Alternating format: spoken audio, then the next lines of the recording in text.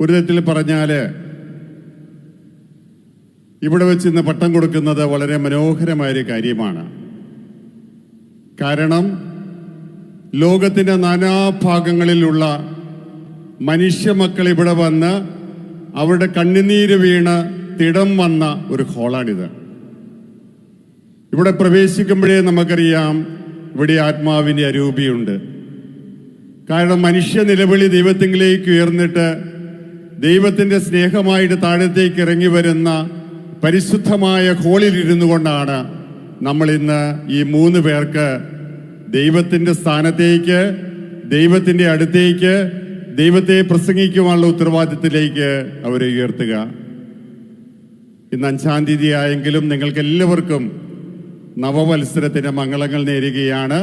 Christmas കഴിഞ്ഞ നമ്മുടെ ഇടവകളിലേക്ക് തിരുനാളുകളുടെ തിരക്കിലേക്ക് വരുന്ന ഈ സമയത്ത് ഇന്ന് കുഞ്ഞുങ്ങൾക്ക് വിഷമമുണ്ട്. അവർ സ്കൂളിലേക്ക് മടങ്ങിയിരിക്കുകയാണ്. അവരിന്നിവിടെ ഇല്ല. അവരെല്ലാവരെയും ഓർത്തുകൊണ്ട് കർത്താവ് നൽകുന്ന വചനം നമുക്ക് എന്താണെന്ന് പരിശോധിക്കാം. 2005 നമ്മുടെ കേരളത്തിലെ തിയേറ്ററുകളിൽ, കേരളത്തിൽ മാത്രമല്ല പുറത്തുള്ള തിയേറ്ററിൽ നിറഞ്ഞാടിയ ഹൃദയസ്പർശിയ ഒരു ചിത്രമാണ് അച്ചുവിൻ്റെ അമ്മ. അത് നിറഞ്ഞാടുക മാത്രമല്ല, അതിന് നാഷണൽ അവാർഡ് ലഭിക്കുകയുണ്ടായി. ജീവിതത്തിൻ്റെ മനോഹരമായൊരു ഏട് നമ്മുടെ ഇടയിലേക്ക് തുറന്നു വയ്ക്കുന്ന ഒരു സിനിമയായിട്ടാണ് അതിനെ ആളുകൾ കണ്ടത്. അതിൽ അഭിനയിക്കുന്നത് വളരെ കഴിവുള്ള ഉർവശിയും മീര ജാസ്മിനുമാണ്. മീര ജാസ്മിൻ്റെ വലിയൊരു സ്ട്രഗിള് അവളുടെ അപ്പൻ എവിടെയാണെന്നുള്ളതാണ്. അമ്മയായ ഉർവശി പല കാര്യങ്ങളൊക്കെ പറയുന്നുണ്ട്. അപ്പൻ ഇവിടെയില്ല, അപ്പൻ ദുബായിലാണ്, അപ്പൻ മരിച്ചുപോയി. അതൊന്നും അവളെ സംതൃപ്തിയാക്കുന്നില്ല. അമ്മ തന്നോട് എന്തോ മറച്ചു പിടിച്ച് ജീവിക്കുന്നു എന്നാണ് അവൾ സിനിമയിൽ ഉടനീളം ചിന്തിക്കുക. അവസാന ഭാഗത്തേക്ക് വരുമ്പോൾ കണ്ണുനീരോടെ അവൾ തിരിച്ചറിയുന്നതായ വലിയൊരു പെസഹ രഹസ്യമുണ്ട്. കോയമ്പത്തൂരിൽ അടിമപ്പണി ചെയ്തിരുന്ന ഉർവശി അവിടെ നിന്ന് രക്ഷപ്പെടുന്നതിനിടയിൽ തൻ്റെ കാലിൽ കെട്ടിപ്പിടിച്ച് കരഞ്ഞ ഒരു കുഞ്ഞായിരുന്നു ഈ മീര ജാസ്മിൻ. അതോടെ അവളുടെ ജീവിതം മാറുകയാണ്. അമ്മ ആരാണെന്ന് അവൾ മനസ്സിലാക്കിയാണ്. അമ്മ മാത്രമല്ല, അമ്മ അപ്പനും രക്ഷകനുമാണെന്ന് അവൾ തിരിച്ചറിയുകയാണ്. അതാണ് ആ സിനിമയുടെ മാധുര്യമെന്ന് പറയുക. മനുഷ്യ മനസ്സിന്റെ വെളിപാടുകളിലേക്ക് അത് വെളിച്ചം വീശുകയാണ്. നമ്മൾ ഇന്ന് വായിച്ചു കേട്ടതായ കഥ നമ്മൾ ദേവാലയങ്ങളിൽ പല പ്രാവശ്യവും വായിച്ചു കേട്ടിട്ടുണ്ട്. കർത്താവ് 2 അന്ധന്മാരുടെ കണ്ണുകൾ തുറക്കുന്നതായ കഥ. നമ്മളിൽ പലരും അതൊരു അത്ഭുതമായിട്ട് എടുത്തേക്കാം. അതിനകത്ത് വലിയ അത്ഭുതമൊന്നുമില്ല കേട്ടോ. കാരണം ഇവിടെ നിന്ന് ഏകദേശം ഒരു 10 കിലോമീറ്റർ അകലെ LF ആശുപത്രിയുണ്ട്. അവിടെ പ്രസിദ്ധനായൊരു ഡോക്ടർ ഉണ്ടായിരുന്നു, ഡോക്ടർ ടോണി ഫെർണാണ്ടസ്. അദ്ദേഹത്തിന് പത്മശ്രീ കിട്ടിയിട്ടുണ്ട്. അദ്ദേഹം ആലുവയിലുണ്ട്. ഇപ്പോഴും അദ്ദേഹത്തിന് ഒരു ക്ലിനിക്കുണ്ട്. ആയിരക്കണക്കിനല്ല 10,000-കണക്കിന് ആളുകൾക്ക് വെളിച്ചം നൽകിയ മനുഷ്യനാണ് ഡോക്ടർ ടോണി ഫെർണാണ്ടസ്. പിന്നെ എന്തുകൊണ്ടായിരിക്കാം മത്തായിയുടെ സുവിശേഷത്തില് ഈ കഥ യുഗയുഗാന്തരങ്ങൾക്കായിട്ട് നമ്മൾക്ക് എഴുതി വച്ചിരിക്കുക? സ്നേഹമുള്ളവരെ, അതൊരു അത്ഭുതമല്ല, അതൊരു വെളിപാടാണ്. ആ വെളിപാട് ഈ 3 പേരുടെ ജീവിതവുമായിട്ട് ബന്ധപ്പെട്ട് കിടക്കുകയാണ്. അന്ധരായ മനുഷ്യരെ സമൂഹത്തിൽ നിന്ന് മാറ്റി നിർത്തിയ മനുഷ്യരായിരുന്നു. സുവിശേഷങ്ങൾ കേൾക്കുന്നുണ്ട്. മറ്റുള്ള മനുഷ്യരെ കാണുമ്പോൾ, കഴിവ് കുറഞ്ഞവരെ കാണുമ്പോൾ, മാനസിക വൈകല്യമുള്ളവരെ കാണുമ്പോൾ ശിഷ്യന്മാർ ചോദിക്കുന്നൊരു ചോദ്യമുണ്ട്. എന്താണിങ്ങനെ? അപ്പന്റെ പാപമാണോ? അമ്മയുടെ പാപമാണോ? തലമുറകളുടെ പാപമാണോ എന്ന് ചോദിക്കുന്നുണ്ട്. തലമുറകളുടെ പാപമൊന്നുമല്ലത്. നിത്യനായ ദൈവത്തിന്റെ അനന്തമായ സ്നേഹത്തിന്റെ മഹത്വപൂർണമായ വെളിപാട് നമുക്ക് നൽകുവാനായിട്ട് ദൈവം അവരെ സൃഷ്ടിച്ചു എന്നാണ് യേശു പറയുക. നമ്മൾ വായിച്ചു കേട്ട കഥയിൽ സമൂഹത്തിന്റെ വിളിമ്പ് നിൽക്കുന്ന ആൾക്കാര്, മരിച്ചുപോയ മാർപ്പാപ്പ ഫ്രാൻസിസ് മാർപ്പാപ്പ നമ്മളോട് പറയുകയുണ്ടായി, വിളിമ്പില് അരികില് ജീവിക്കുന്ന മനുഷ്യരിലെ ചെന്നിട്ട് അവരെ സമൂഹത്തിലേക്ക് യേശു കൊണ്ടുവരികയാണ്. കൊണ്ടുവന്നോട്ട് പറയുന്നത് എന്താണ്? നീ ദൈവത്തിന്റെ മകനാണ്, മകളാണ്. എന്തൊരു മനോഹരമായ കാര്യമാണിത് കേട്ടോ. ഞാൻ ആരുമല്ലായിരുന്നു, ഞാൻ ഒന്നുമല്ലായിരുന്നു, എനിക്ക് യോഗ്യതയൊന്നും ഇല്ലായിരുന്നിട്ട് ദൈവത്തിന്റെ കൃപ കൊണ്ട് ദൈവത്തിന്റെ മകനായി മകളായി മാറുന്ന അത്ഭുതമാണ് ഇവിടെ പ്രവർത്തിക്കുന്നത്. പ്രിയമുള്ളവരെ, ഇത് കണ്ണിന്റെ പ്രശ്നമല്ലിത്. ആന്തരികമായ നേത്രങ്ങളുടെയും അറിവിന്റെയും ബുദ്ധിയുടെയും മനസ്സിന്റെയും വെളിച്ചമായിട്ട് യേശു ഇറങ്ങി വരികയാണ്. എന്നിട്ട് അവരോട് പറയുകയാണ്, നിങ്ങൾ അന്യരല്ല, നിങ്ങൾ സ്വന്തമാണ്. നിങ്ങൾ സ്വന്തമാണ്. ഇന്ന് ലോകം കേൾക്കാൻ ആഗ്രഹിക്കുന്ന ഏറ്റവും വലിയൊരു വാക്കതാണ് കേട്ടോ. ഹൂ അമ്മായി എന്ന് ചോദിക്കുമ്പോൾ നീ എൻ്റെ മകനാണ്, മകളാണ്. നീ ക്രൈസ്തവ സഭയുടെ മകനാണ്, മകളാണ്. സ്നേഹമുള്ളവരെ, ഇന്നിവർക്ക് പട്ടം നൽകിയവരെ അയക്കുന്നത് ലോകമെമ്പാടും പോയിട്ട്, അത് മഡഗാസ്കർ ആയിരിക്കാം, കെനിയ ആയിരിക്കാം, സൗത്ത് അമേരിക്ക ആയിരിക്കാം, നോർത്ത് അമേരിക്ക ആയിരിക്കാം, എവിടെയാണെങ്കിലും ഒരു പോയിട്ട് അവർ പറയുന്നതായ വചനം, നിങ്ങൾ ഞങ്ങൾക്ക് പ്രിയപ്പെട്ടവരാണ്. നിങ്ങൾ ലെസ്ബിയൻസ് ആകട്ടെ, ഹോമോസെക്ഷൽസ് ആകട്ടെ, ട്രാൻസ്ജെൻഡേഴ്സ് ആകട്ടെ, പ്രോസ്റ്റിറ്റ്യൂട്ട്സ് ആകട്ടെ, HIV AIDS ബാധിതരാകട്ടെ, മാനസിക വൈകല്യമുള്ളവരാകട്ടെ, whoever that may be, you are God's child. നിങ്ങൾ ദൈവത്തിന്റെ മകനും മകളുമാണ്. അതിന് ആദ്യമായിട്ട് ഈ 3 പേർക്ക് വേണ്ടത് അവർക്ക് തന്നെ ബോധ്യമുണ്ടാകണം, ഞാൻ ദൈവത്തിന്റെ മകനാണെന്നുള്ളൊരു കാര്യം. നമ്മുടെ സുരക്ഷിതത്വ ബോധം വരുന്നത് സൈക്കോളജിക്കൽ ഗെയിംസ് കൊണ്ടല്ല പ്രിയപ്പെട്ടവരെ. അത് ആഴമായ ബോധ്യമാണിത്. എന്റെ കർത്താവ്, എന്റെ ദൈവം, എന്റെ രക്ഷകനായ യേശു സ്വന്തം രക്തത്താല് വീണ്ടെടുത്ത മക്കളാണ് ഞങ്ങളെന്നുള്ള ഉറക്കെയുള്ള പ്രഖ്യാപനത്തിന് ഭാഗ്യമായിട്ട് അവരുടെ മനസ്സിലുദിക്കുന്നതാണ്, ഞാൻ മകനാണ് അവിടുത്തേത്, ഞാൻ ഈശോയുടെ മകനാണ്, ഈശോയുടെ മകളാണ്. ആ ബോധ്യം വന്നാൽ ലോകം മാറുകയാണ്, കാഴ്ചകൾ മാറുകയാണ്, ദിശകൾ മാറുകയാണ്. അതാണ് മനോഹരമായി സംഭവം മത്തായി ശ്ലീഹ നമുക്ക് വേണ്ടി പറയുക. മത്തായി ശ്ലീഹ സുവിശേഷം എഴുതിയത് യഹൂദർക്ക് വേണ്ടിയാണ്. ആചാരങ്ങളുടെ നടുവിൽ നിന്ന മനുഷ്യരാണ് അവര്. ആരെയൊക്കെ തള്ളി പറയണമെന്ന് അവർക്ക് നല്ല ബോധ്യമുണ്ടായിരുന്നു. ആരെയൊക്കെ അകത്തേക്ക് കയറ്റരുതെന്ന് അവർക്ക് തീർച്ചയുണ്ടായിരുന്നു. അത് പൊട്ടിക്കുകയാണ് ക്രിസ്തു ഇവിടെ. അവരോട് പറയുകയാണ്, കാഴ്ച നൽകിയിരിക്കുന്നു. That means you are my child, you are part of the kingdom. നീ ദൈവരാജ്യത്തിന്റെ മകനാണ്, മകളാണ്. പ്രിയമുള്ളവരെ, നമുക്കത് മാത്രം കേട്ടാൽ മതി, രക്ഷ പ്രാപിക്കും നമ്മള്. നമ്മുടെ മനസ്സിൽ അസ്വസ്ഥതയും ആകാംക്ഷയും ഒക്കെ ഉള്ളത് ആരും നമ്മളോട് പറഞ്ഞു തന്നിട്ടില്ല. നീ ദൈവത്തിന്റെ മകനാണ്, മകളാണ്. നമ്മുടെ ജീവിതം കൊണ്ട് ആ വചനത്തിന് മാംസം നൽകുമ്പോൾ അതിനാണ് അവരെ അയക്കുന്നത് കേട്ടോ. ഇതിന്റെ കർമ്മങ്ങളുടെ അവസാനമാകുമ്പോൾ സുവിശേഷം മുട്ടിക്കും. ആ സുവിശേഷം മുട്ടിക്കുന്ന എന്തിനു വേണ്ടിയിട്ടാണ്? ജീവിതത്തിന്റെ അവസാനത്തില് ഈ ഹോളിൽ ചിലപ്പോഴ് മൃതദേഹമായിട്ട് അവർ കടന്നു വന്നെന്ന് വരാം. വീണ്ടും ചെയ്യുക, സുവിശേഷം വായിച്ചു കഴിയുമ്പോൾ സുവിശേഷം മുത്തിക്കും. നമുക്കറിയാം AD 1 ആ വചനം മാംസമായിട്ട് മാറി. അതാണ് ഡിസംബർ 25 നമ്മൾ കൊണ്ടാടിയത്. AD 33 വീണ്ടും ആ മാംസം വചനമായിട്ട് മാറി. പോൾസണും പോളും ബെഞ്ചമിനും ചെയ്യുന്ന ഒരു കാര്യം, വീണ്ടും എവിടെയെങ്കിലുമൊക്കെ പോയിട്ട് ഈ വചനത്തിന് മാംസം നൽകുകയാണ്. ആ മാംസം നൽകുന്ന വചനത്തിന്റെ ആന്തരികമായ അർത്ഥം എന്ന് വെച്ച് കഴിഞ്ഞാല്, നീ കർത്താവിന്റെ മകനാണ്, മകളാണെന്ന് കുമ്പസാരത്തിലൂടെ, കുർബാനയിലൂടെ, അന്ത്യകുദാശയിലൂടെ പറഞ്ഞു കൊടുക്കുക മാത്രമല്ല, എന്റെ ജീവിതത്തിൽ നിന്ന് അവർക്കത് ഒപ്പിയെടുക്കാനായിട്ട് സാധിക്കണം.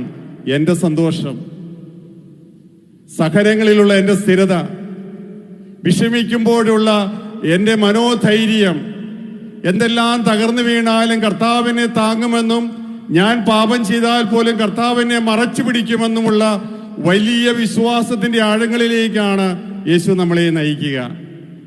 അതാണ് ഇവർ സ്വന്തമാകുക. അതാണ് ഈ പൗരോഹിത്യത്തിന്റെ പ്രത്യേകതയും കേട്ടോ. ഈ മനോഹരമായ ദൗത്യം എന്ന് പറയുന്നത് അവരാരാണ്? അവരാരുമല്ല കേട്ടോ. ഞങ്ങൾ ആരാണ്? ഞങ്ങൾ ഒന്നുമല്ല. സ്നേഹമുള്ളവർ, ഇവിടെ ഇരിക്കുന്നവരില് പോളച്ചനേക്കായില്, അല്ലെ അലക്സച്ചനേക്കായില്, സെബാസ്റ്റ്യൻ പിതാവിനേക്കായില് ധാർമ്മിക ബോധമുള്ള, നന്മയുള്ള, കൊടുക്കാൻ സന്മനസ്സുള്ള നല്ല മനുഷ്യരിവിടെ ഇരിപ്പുണ്ട് കേട്ടോ. ഞങ്ങൾ ഈ അൾത്താരയിലായിരിക്കുന്നത് അവന്റെ കൃപ കൊണ്ട് മാത്രമാണ്. അവന്റെ കൃപയിൽ ആശ്രയിച്ച് ഞാൻ സാവധാനം തിടം വയ്ക്കുകയാണ്. ഞാൻ ദൈവത്തിന്റെ മകനാണ്. ആ ദൈവത്തിന്റെ മകനാണെന്നുള്ള തിടം വെച്ച് കഴിയുമ്പോൾ പോകുന്ന സ്ഥലങ്ങളിൽ തന്റെ പെരുമാറ്റ ശൈലി കൊണ്ട്, വളരെ പ്രധാനപ്പെട്ടതാണ് ഇന്നത്തെ ലോകത്തില്, എൻ്റെ സമീപനങ്ങൾ കൊണ്ട്, എൻ്റെ സുവിശേഷ മൂല്യങ്ങൾ കൊണ്ട്, എൻ്റെ പെരുമാറ്റ ചട്ടങ്ങൾ കൊണ്ട് ആളുകൾക്ക് മനസ്സിലാകണം, എൻ്റെ അടുത്ത് വരുന്ന ഏത് പാവപ്പെട്ടവൻ പോലും ദൈവത്തിന്റെ മകനാണ്, മകളാണെന്ന് പറയുവാൻ സാധിക്കുന്ന മനോഹരമായൊരു സംഭവമാണിത്. ഞാൻ ഓർക്കുന്നുണ്ട്, ഒരിക്കല് നമ്മുടെ ഈ മെട്രോ വന്ന സമയത്ത് പൂണിത്തറയിലെ ഒരു പാവപ്പെട്ട കുടുംബം, അമ്മച്ചി ഉണ്ടായിരുന്നു, വിധവയായിരുന്ന അമ്മച്ചി. 3 മക്കള്, അവർക്ക് 9 സെന്റ് സ്ഥലമുണ്ട്. മെട്രോ കൊടുത്തത് 20 ലക്ഷം രൂപ വെച്ചാണ് ഒരു സെന്റിന്. ഈ 2 ചേട്ടന്മാര് ഒരു ശകലം തരികിടയായിരുന്നു. അവർ പറഞ്ഞു, എടാ മൂന്നാമത്തവന് കഴിവ് കുറവാണ്, അവനെ നമുക്ക് ഒതുക്കി ഈ കാശ് സ്വന്തമാക്കാം. അവർ സ്വന്തമാക്കി. അപ്പൊ ഈ ഭാര്യ ഓടിപ്പിടിപെടുത്ത് അരബിനെ വന്നു. ഞാൻ ഇദ്ദേഹത്തെ വിളിപ്പിച്ചു. തോമസ് നമ്മുടെ സരിത സവിത സംഗീത തിയേറ്ററിൽ അന്നത്തെ കാലത്ത് ഏകദേശം 15 വർഷങ്ങൾക്ക് മുമ്പ് ചീട്ട് കീറുന്നയാളാണ്. ടിക്കറ്റുമായിട്ട് വരുമ്പോൾ ചീട്ടി കൊടുക്കുന്നു. 300 രൂപയാണ്. ഐസക്കുരീത്തടം സാറിന്റെ സിനിമാ തിയേറ്ററാണത്.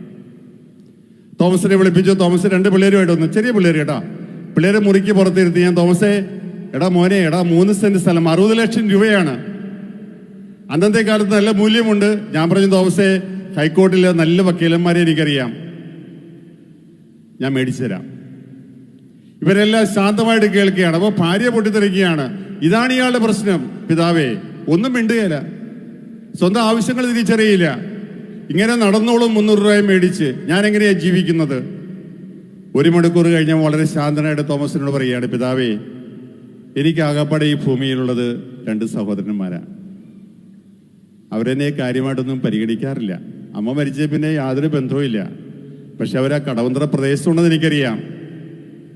ഞാൻ ഈ കേസിന് പോയാൽ ഈ ബന്ധമില്ലാതാകും. എനിക്ക് ആകപ്പാടെയുള്ളത് അവരാണ്. കർത്താവ് എനിക്കൊരു ജോലി നൽകിയിട്ടുണ്ട്. എൻ്റെ മക്കളെ ഗവൺമെന്റ് സ്കൂളിൽ പഠിക്കുന്നു, അവർക്ക് ഉച്ചയ്ക്ക് ആഹാരം കിട്ടും. ഞങ്ങൾ കഴിഞ്ഞുകൂടി പോകുന്നു.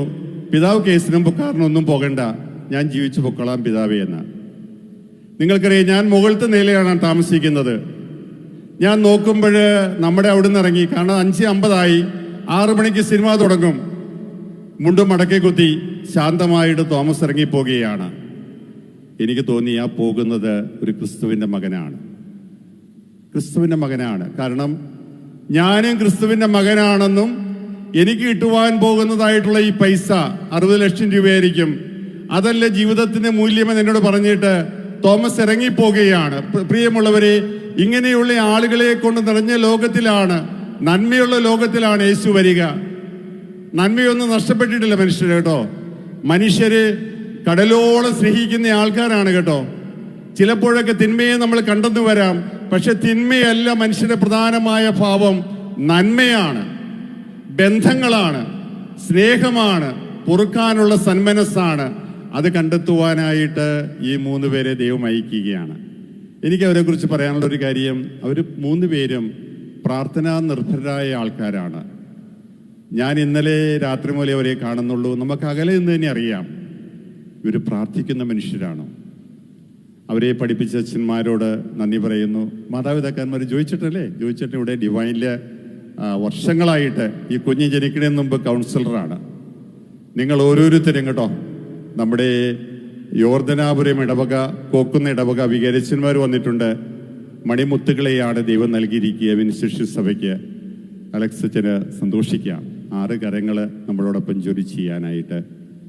സ്നേഹമുള്ളവരെ, ഒരാഗ്രഹമുള്ളത് ഞാൻ എപ്പോഴും പറയുന്നത്, ഈ മണ്ണിൽ നിന്ന് മടങ്ങിപ്പോകുമ്പോൾ മോന്റെ മൃതദേഹം വഹിക്കുന്ന ശവമഞ്ചം അൾത്താരയിൽ മുട്ടിച്ചിട്ട് വേണം പോകാനായിട്ട്. വൈദികനായി തുടരണം.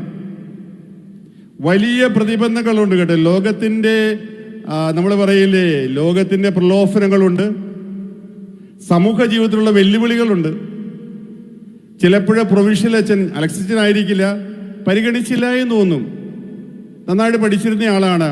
മറ്റുള്ള റോമിൽ പഠിക്കാൻ പോകുന്നു, അമേരിക്ക ജോലി ചെയ്യാൻ പോകുന്നു, ഓസ്ട്രേലിയയിൽ പോകുന്നു, വേറാമായി. നമ്മുടെ അച്ഛന്മാർ തന്നെ പറയും, എടാ നിന്നെ എന്തോ പരിഗണിക്കുന്നില്ല. എപ്പോഴും പ്രൊവിൻഷ്യൽ വെച്ചുകൊണ്ട് പറയണം, ആർക്കും വേണ്ടാത്ത സ്ഥലത്തേക്ക് എന്നെ അയച്ചേക്കാനായിട്ട്. കാരണം അവിടെയാണ് യേശു നമ്മളെ കാത്തിരിക്കുന്നത്. ഒരിക്കലും മാറ്റം ചോദിച്ചു പോകരുത് കേട്ടോ. അച്ഛൻ തരുന്ന എന്താണോ അത് സ്വീകരിച്ചു പോകുക. യേശു പോകാൻ പറഞ്ഞവർ പോയിട്ട് അവരെ ലോകത്തെ മുഴുവൻ കീഴടക്കി. അവർ കൊളോണിയസിൽ സ്ഥാപിച്ചത് സ്നേഹം കൊണ്ട് മനുഷ്യനെ കീഴടക്കുവാനായിട്ട് അവർക്ക് സാധിച്ചു. നിങ്ങൾക്കത് സാധിക്കുമാറാകട്ടെ. ജീവിതത്തിലെ ഏറ്റവും വിഷമിക്കുന്ന ആളുകളോട്, ഏറ്റവും സങ്കടപ്പെടുന്നവരോട് നമ്മുടെ സമൂഹം മാറ്റി നിർത്തുന്ന അനേകം ആളുകളുണ്ട് കേട്ടോ. ഡിസ്പോസിബിൾ ആണ്. നമ്മുടെ മേശപ്പുറത്തിരിക്കുന്ന ടിഷ്യൂ പേപ്പർ പോലെയാണ് പലരുടെയും ജീവിതം. മൂക്കൊന്ന് തുടച്ചു വലിച്ചെറിഞ്ഞ് കളയുന്നു. ആ സംസ്കാരത്തില് അവര് ദൈവത്തിൻ്റെ മകനാണ് മകളെന്ന് പറഞ്ഞു കൊടുക്കുവാനായിട്ട് ദൈവം നൽകുന്ന അനശ്വരമായ ഭാഗ്യത്തെ വാരിപ്പിടിക്കുക. അമേരിക്കയില്, ഓസ്ട്രേലിയയില്, മറ്റുള്ള രാജ്യങ്ങളില് അനേക മനുഷ്യര് സഭയോട് പ്രാർത്ഥിച്ച് യേശുവിലേക്ക് സമർപ്പിച്ചതിൻ്റെ സമ്മാനമായിട്ടാണ് 3 പേർ അച്ഛനാകുന്നത് കേട്ടോ. നിങ്ങളാരും സ്വന്തമായിട്ട് പഠിച്ച അച്ഛന്മാരായവരല്ല. സഭ കാത്തിൽ സഭാമാതാവ് അനേകം ആളുകളിലൂടെ ദൈവത്തിങ്കിലേക്ക് അയച്ച പ്രാർത്ഥന സ്നേഹമായി ഇറങ്ങി വന്ന് മനുഷ്യഭാവത്തിൽ 3 പേരായിട്ട് നിങ്ങൾ വന്നിരിക്കുകയാണ്. ദൈവം നിങ്ങളെ സമർത്ഥമായിട്ട് അനുഗ്രഹിക്കട്ടെ. 3 അമ്മച്ചിമാർക്കും പ്രത്യേകമായ നന്ദി കേട്ടോ. ഇവിടെ ബാബുച്ചൻ വളരെ മനോഹരമായിട്ട് പറഞ്ഞു, ഒരിക്കല് നിങ്ങളുടെ ഉദരത്തില് ഉരുവായ ശിശു ഇന്ന് മദ്ബഹായിലാണ്. അമ്മച്ചിമാരെ, ഇതിനേക്കാൾ വലിയ സ്നേഹം എന്താണ് സഭയ്ക്ക് നൽകാൻ സാധിക്കുക? ഇവരില്ലെങ്കിൽ സഭയില്ല. കാരണം പരിശുദ്ധമായ കുർബാനയാണ് സഭയുടെ മെയിൻ വെയിൻ. ഇവിടെ ഇരിക്കുന്ന സിസ്റ്റേഴ്സിന് അറിയാം, അച്ഛന്മാരെ കിട്ടാതെ കുർബാനയില്ലാതെ വലഞ്ഞിരിക്കുന്ന സമൂഹങ്ങളുണ്ട് കേട്ടോ. നിങ്ങൾ ചെയ്തത് നന്മയാണ്. അപ്പച്ചന്മാരെ, ഞങ്ങൾ സ്നേഹത്തോടെ ഓർക്കുന്നു കേട്ടോ. പ്രിയപ്പെട്ട സിസ്റ്റേഴ്സ്, നിങ്ങളോട് എങ്ങനെ നന്ദി പറഞ്ഞാലും തീരില്ല കേട്ടോ. കാരണം ഞങ്ങളെല്ലാം അച്ഛന്മാരായിരിക്കുന്നത് നിങ്ങളുടെ ആ പ്രോത്സാഹനം കൊണ്ടാണ് കേട്ടോ. ഫ്രാൻസിസ് മാർപ്പാപ്പ തിരിച്ചറിഞ്ഞു. മാർപ്പാപ്പ പറഞ്ഞു, സിസ്റ്റേഴ്സ് കുറയുമ്പോൾ ദൈവവിളിയാണ് കുറയുക.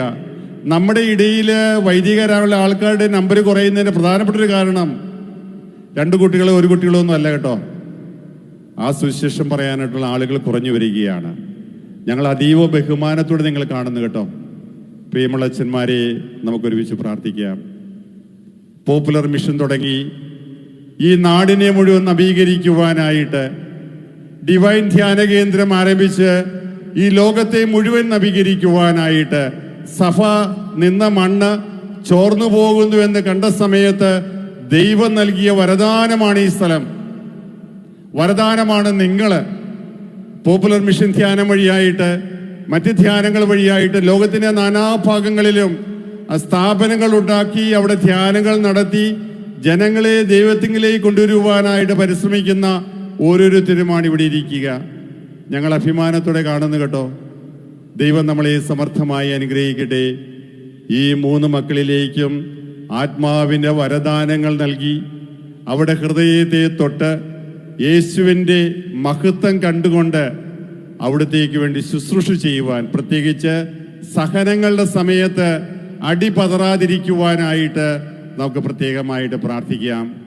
ക്രിസ്തുവിൻ്റെ സുഗന്ധമായി മാറുവാൻ പോൾസനും പോളിനും ബെഞ്ചമിനും സാധിക്കുമാറാകട്ടെ. അതോടൊപ്പം തന്നെ വിൻസിഷ്യസ് സഭയ്ക്കും നമ്മുടെ പ്രിയപ്പെട്ട പൊതുവാച്ചനോട് സ്നേഹമറിയിക്കുന്നു. ബാബു അച്ഛനെ സ്നേഹമറിയിക്കുന്നു. എത്ര മനോഹരമായിട്ടാണ് അച്ഛൻ കമന്ററി പറയുക. വളരെ അത്യാവശ്യമുള്ളത് മാത്രം വളരെ വ്യക്തമായിട്ട് പറഞ്ഞു തരികയാണ്. അതാണ് ഈ കർമ്മത്തിന്റെ അഴകും. സുന്ദരമായ പാട്ടുകൾ ആലപിക്കപ്പെടുന്നു. വളരെ ദൂരെ നിന്ന് വന്ന പാട്ടുകാരാണ്. നമ്മുടെ ആത്മാവിനെ സ്പർശിച്ച് ഈ കർമ്മങ്ങൾ മുന്നേറുമ്പോൾ നമ്മളെയും ക്രിസ്തുവിലേക്ക് അടുപ്പിക്കണമേ എന്ന് പരിശുദ്ധാത്മാവിനോട് നമുക്ക് പ്രാർത്ഥിക്കാം. പിതാവിൻ്റെയും പുത്രൻ്റെയും പരിശുദ്ധാത്മാവിൻ്റെയും നാമത്തിൽ ആമേൻ.